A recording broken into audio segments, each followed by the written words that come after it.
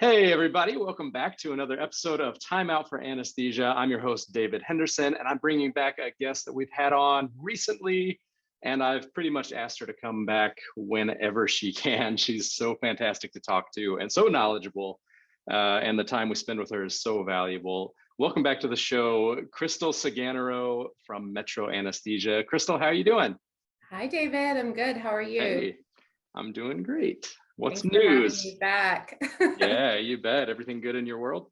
Everything's good. We're growing like crazy, staying busy. Awesome. All that. Awesome. Good to hear. I don't know that growth is everybody's story at the moment. But that's one of the reasons I have you on the show, because you guys kind of have a really cool recipe for how to grow. We talked a little bit last time. If you guys didn't hear our conversation on the previous episode with Chrystale, I encourage you to go back there. I'll post it in the notes here. But we talked a lot about what it means, especially in a post-COVID world, to kind of look after your doctors, right? Your anesthesia providers in your group, and kind of where their minds are anymore, what they're looking for, and things like that. We talked a lot about how people are kind of valuing their time a lot differently than they used to. Yes, I want a job and I want to work, but I think spending time with my family is actually pretty important. So anyway, great conversation, and thank you again for that. And I encourage everybody to go back and listen to that. Today, I want to switch gears a little bit and talk about a little bit different of a perspective. We talked about things kind of internally. Now I want to talk about things externally. I want to talk about the way you manage relationships between yourself, the anesthesia group, and the facilities that you serve. So Chrystale, just at the very first, what I want to ask is, what's it like on a day-to-day basis? What are some things that are on your mind while you're interacting with facilities that you guys serve? Well, I think first and foremost, it's important to note that physician leadership is absolutely key when we talk about relationship building between groups, and whether it's healthcare systems or at the facility level. So while I personally don't interact every day with hospital administration, neither does our CEO or COO. Ours is kind of limited or as needed. We do have physicians on the front line who, represent Metro in that, and they're the ones really having to focus every day on maintaining that relationship, and helping improve efficiency, helping be a problem solver, all of those things. So I would say, those are some of the things that they think about daily. What are the needs of this facility?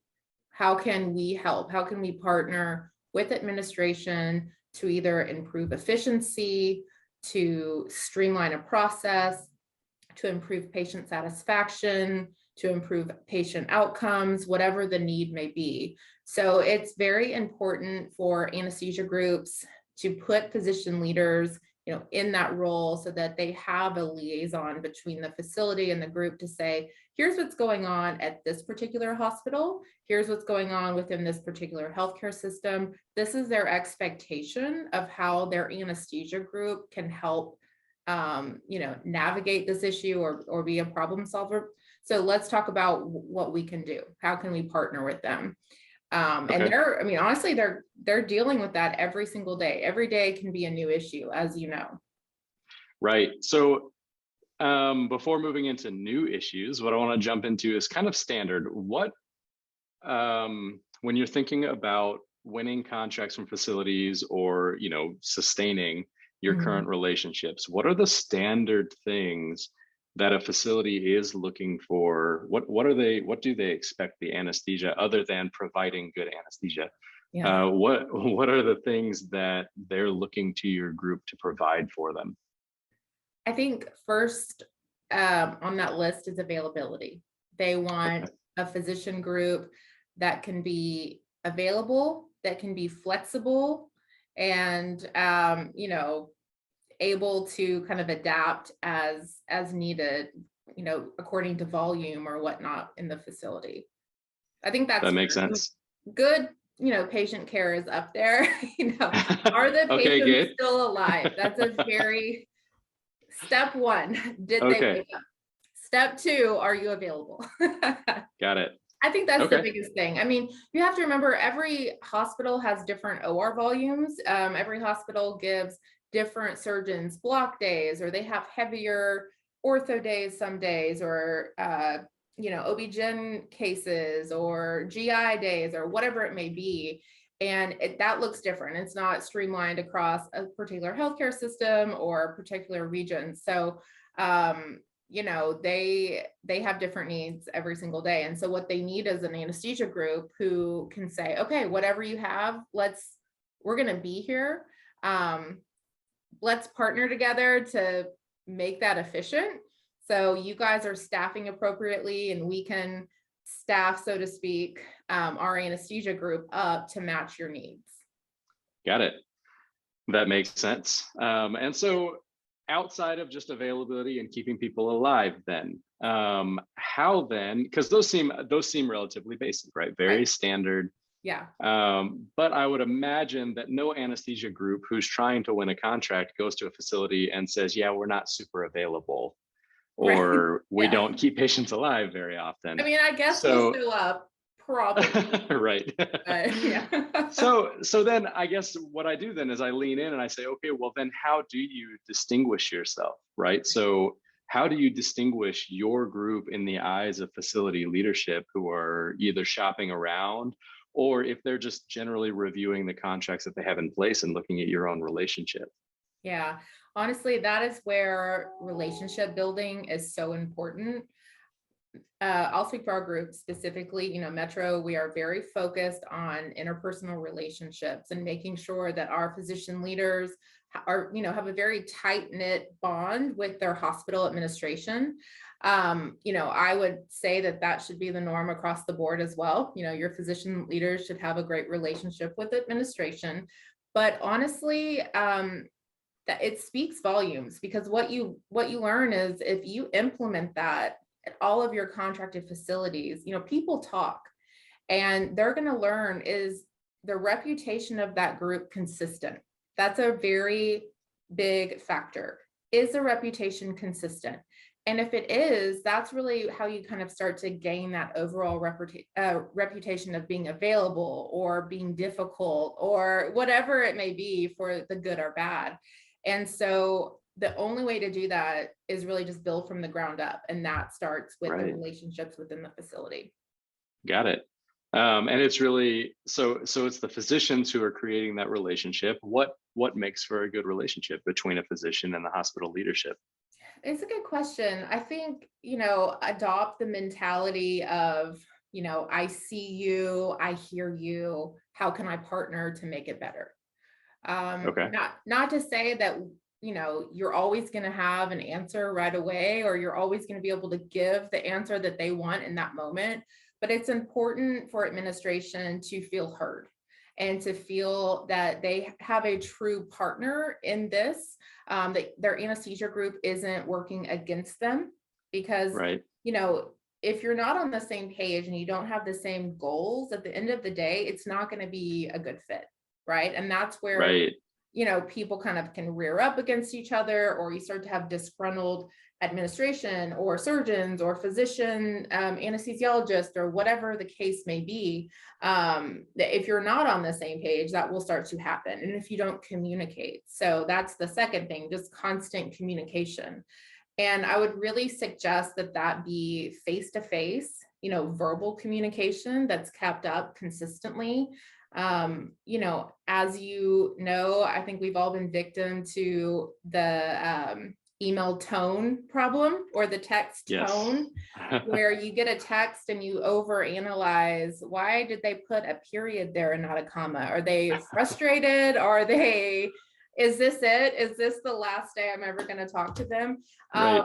But it sounds silly, like you do that in your day-to-day relationships, but it's no different in a business setting. You have to be really careful with what you say and how you say it. And, while it's much easier to fire off an email, it's also a lot easier to fire off an email filled with emotion that can come across wrong. So I would say communication is key, making sure that that physician leader, is getting face time with administration, talking to the OR staff, the anesthesia techs, the nurse supervisor, just making sure that everybody in that facility knows kind of that they are there to help, and that when they do meet with administration, they can honestly say, here's the feedback that I've been getting from XYZ. And this is how it pertains to what we're talking about. And I think that really bodes well overall and helps create, those long-term solid relationships. That makes a lot of sense. You always make such good sense. Okay, so let me ask you. 50% of the time, David. I mean, what does stats even mean? From your perspective, so now we have a physician liaison going, and he has a relationship, or she has a relationship with the hospital administration. Right. But from your chair and from the CEO's chair, who aren't necessarily doing the interfacing, how do you support that relationship in the background? So, it depends. It depends on what the need is. Sure. I think that's the beauty of, if you have a physician-led group, but you have the support of a professionally managed organization or corporate structure or whatnot, your support system should really be there to help supplement whatever information is needed, give it to the chief and allow them to present it. So if the issue at hand is efficiency, and let's say administration is saying that they've been getting complaints or hearing comments about inefficiency with anesthesia or inefficiency when blocks are placed or whatever the case may be, the physician leader, we call them chiefs, it could be a medical director, whatever it is, they're one person. And while they are the voice and the representative of that group, they're still one person. So what do they need? Right. They need data. So we don't want them to be spending all of their time compiling that data, analyzing that data. I mean, they have to be taking care of patients. And then when they're not, they deserve to go home and be with their families, right? Right, for sure. So they would come to us and say, hey, here's what the issue is. What can we give them? Like what, how, if you need anything from me, let me know, but here's the end result of what we need. If it's a financial question, if it's a quality of care question, if it's the list goes on, patient satisfaction, whatever it may be, we support the physician by giving them whatever data they need, because data is really the only thing that you can use to support the need for a new process or a change, or honestly to defend yourself as well. Right. Yeah, no, I mean, it probably goes without saying from a Graphium Health employee that I completely agree. Yes. That data is where it's at. And specifically, we've heard stories from our clients where there are cases where they are going and they're meeting with hospital administration, and somebody gets up before them and says, listen, we're having efficiency problems. Specifically, our first case is always late. Right. And it's anesthesia's fault. It's always anesthesia's fault. I get that impression that that fingers are always pointed first at anesthesia. Yeah. And without data, you're left with simply an emotional argument back. I mean, really, basically your argument back is nuh-uh. Yeah, right. That's not true. You just don't like me. That's the thing. Right. And it becomes emotional and it becomes political. And there's the only way to overcome both of those things in these interpersonal relationships is to provide data. But I mean, when you think about the power of that, like to come back more emotionally and more political, all you do is augment the problem until it explodes and the contract just ends. They find somebody else because of everything you've just been talking about. So in that example, we've actually heard from clients who are like, listen, I was at this meeting and somebody got up randomly and said, listen, all of our first cases are late and it's because of anesthesia and they need to fix it. Yeah. And they were able actually to get up right then in that moment and pull up a report, right, that said, first case on time starts. Here's us, Yeah. right? Here's the delays. And here's the delay reason right here.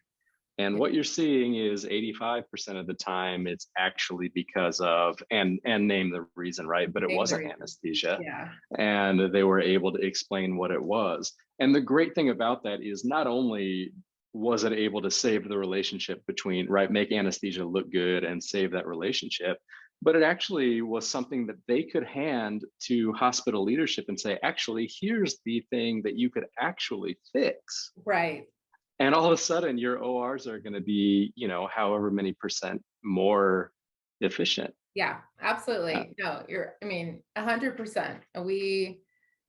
We've done that ourselves a few times. So I'm happy to Good. hear that other people are. I mean, it's a great tool and you feel so much better about it because you know that you're not giving an emotional response, but I feel like the data speaks volumes. You don't even Right. have to, have a smirk or you're just like, oh, okay, here we go. Actually, Right. here's the bottom line. And, you can really save face, so to speak. And I Sure. think it's so important. So, it gets to the bottom line faster. You can help create solutions to solve problems and all the while saving your relationship with either the surgeon, the nursing staff, administration, and, just really making your group look, proactive. And, Right.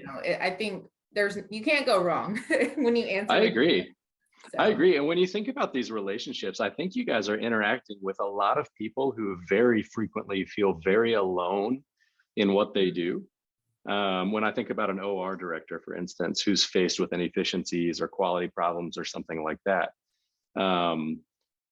I feel like when those things come up, that person is probably blamed. yeah. But when they fix them and when things are going well, they don't hear a word. Oh, And agree. so I Yeah. can only imagine that for an anesthesia group to come along and see them, right, and hear them and say, listen, I know your job is difficult. And I know what you do is basically magic. Yeah. Let me give you, let me give you this Yeah. as a gift that's going to show the world the great things that you have done. Yeah. All of a sudden that relationship is something they're never going to want to let go. Yeah, Right. exactly. And then when somebody does come along and maybe it's a larger anesthesia group who's cutting corners and therefore cutting costs and able to come in and say, listen, their contract is this much, but we're a lot cheaper. Now what you have is, instead of you standing there and trying to defend yourself, you have these really nice cornerstones all around saying, absolutely not. Right. You're absolutely right. And you start mining that data and you keep it consistent and you let it be something you live with and bring to the hospitals quarterly, weekly, whatever it is that they want. And then fast forward to a time where you're bidding for a new contract or someone, sends out a request to say, hey, we're thinking about closing, to have an exclusive anesthesia group.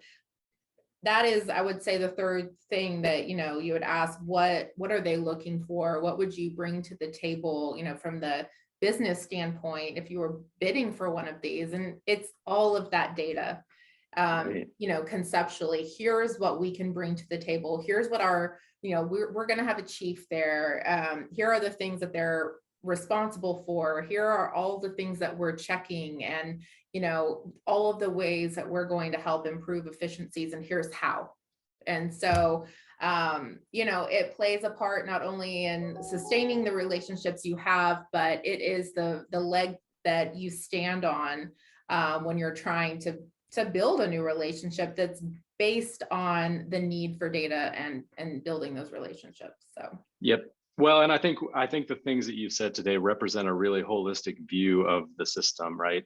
The fact that you are concerned about a relationship that happens between a chief and between whoever, the director of operations or whoever at the hospital. But outside of that, you have these other players, right? Behind the chief, you have the Crystals of the world, and behind the CEO, you have the director of the OR and all of these other people. And when you think about it in that way, right, the support structures that are behind mean so much. And so, anyway, that's a really sideways way of coming at a compliment to you, because I think, we've actually known each other and worked with each other for how many years now? I 6. Oh, look at us. I think it must be 6. I was going to say 6 years. 7. I think that's right. It might be right on the border of 6 Yeah. and 7. In a while. But that being said, from the get-go, whenever I've seen you working or heard from you or things like that, your mindset is very turned towards, hey, the data that we need is X, Y, and Z, because you're very proactive about, because they're going to need this data.